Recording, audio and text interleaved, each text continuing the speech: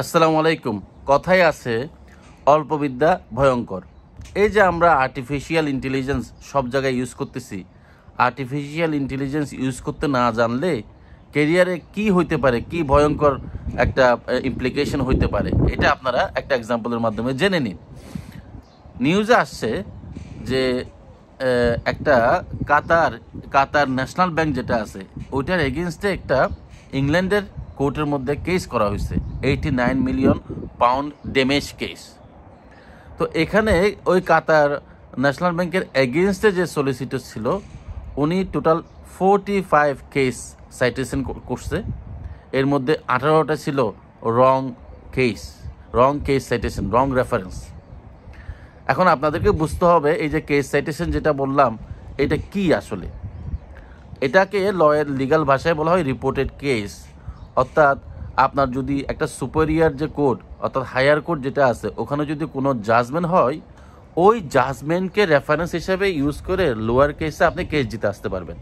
অর্থাৎ যুক্তিটা হচ্ছে এরকম, যেহেতু উপরের কোর্টের মধ্যে এই ভার্ডিক্ট আসছে, এই জাজমেন্ট আসছে, সুতরাং এটার আলোকে আমরা যখন কোর্টে যে কেসটা নড়তেছি এটার আলোকে আপনাকে এভাবে জাজমেন্ট দিতে হবে। এটা হচ্ছে একটা সলিসিটর তার কেস যখন প্রেজেন্ট করে তখন সে বিভিন্ন কেসকে রেফারেন্স হিসেবে ইউজ করে। কোন কেসগুলোকে? যেগুলো রিপোর্টেড কেস। এই যে ক্লেমেন্ট কাতার ন্যাশনাল ব্যাংকের এগেনস্টে যে সলিসিটর উনি 45 এরকম কেস সাইটেশন করছে, যেটার মধ্যে 18টা ছিল ফিকটিশিয়াস, ভুল। তখন তাকে জিজ্ঞেস করা হলো, সে যখন ধরা খাইলো, অর্থাৎ তার এগেনস্টে যে লয়ার ছিল সে বলতেছে তুমি যে 18টা কেস 45টা কেস সাইটেশন করছো এর মধ্যে 18টা তো আমি পাচ্ছি না। এটা যখন কোর্টে জানানো হলো, জাজ যখন জিজ্ঞেস করলো তাকে যে তোমার এই 18টা কেসের রেফারেন্স যে তুমি দিলা এগুলো তো আমাদের রিপোর্টেড কেস না, এগুলো তুমি কোথা থেকে পাইছো? তখন সে বলছে আমি আসলে আমার কেস প্রিপেয়ার করার জন্য, গ্রান্ট প্রিপেয়ার করার জন্য আমি আর্টিফিশিয়াল ইন্টেলিজেন্স এআই এর আমি হেল্প নিছিলাম। আচ্ছা, এটার জন্য তাকে অনেক বেশি অ্যাডমনাইজ করা হয়, এটার জন্য অনেক বেশি তাকে বকাঝকা করা হয়। এবং সেকেন্ড যে কেস সেটা হচ্ছে আমাদের হেরিংয়ে, লন্ডনের যে হেরিংয়ে কাউন্সিল আছে, এই হেরিংয়ে কাউন্সিলের এগেনস্টে একজনে কেস করে বসে আছে। আপনারা জানেন কাউন্সিলের কাজ কি? ওই যে কারো কেউ যদি বেনিফিটে থাকে, তার যদি হাউজিং বেনিফিটে থাকে তাকে ঘর দেয়া।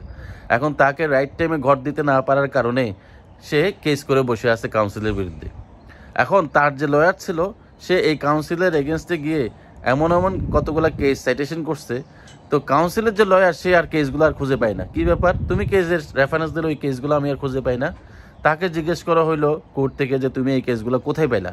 তখন সে বলল যে আমি আসলে গুগল করে রেডি করছিলাম, আমি আর্টিফিশিয়াল ইন্টেলিজেন্স ইউজ করিনি।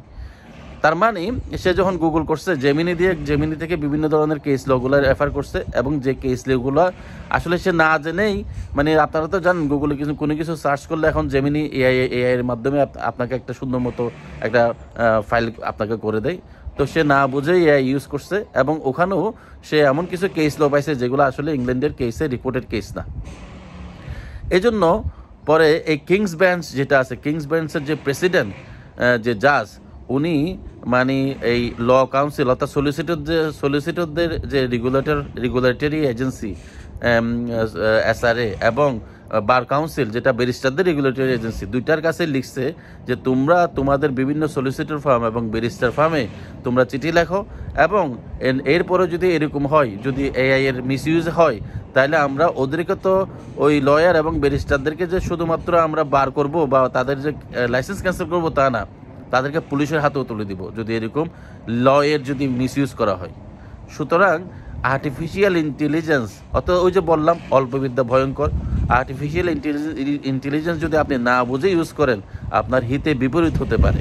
ধন্যবাদ।